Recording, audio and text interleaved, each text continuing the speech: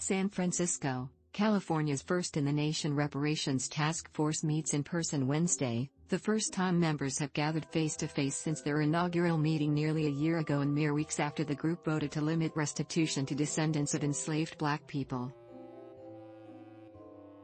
The two-day event will be held at Third Baptist Church in San Francisco's historic Fillmore district, a neighborhood once thriving with African American nightclubs and shops until government redevelopment forced out residents. Its pastor is Reverend Amos Brown, Task Force Vice Chair and President of the San Francisco chapter of the NAACP. Governor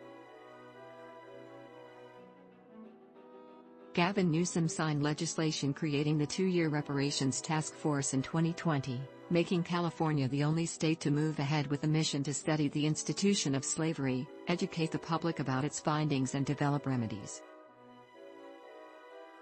Reparations movement at the federal level has not gone anywhere, but cities and universities across the country are taking up the issue.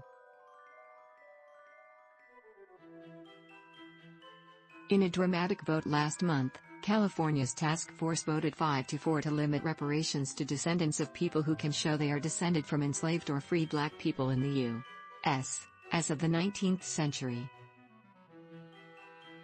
Those who favor broader eligibility says lineage-based reparations unfairly shuts out Black people who have also suffered systemic discrimination. Since its inaugural meeting in June, the 9-member panel has dedicated much of its time to hearing from experts in weighty areas such as housing and homelessness, racism in banking and discrimination in technology.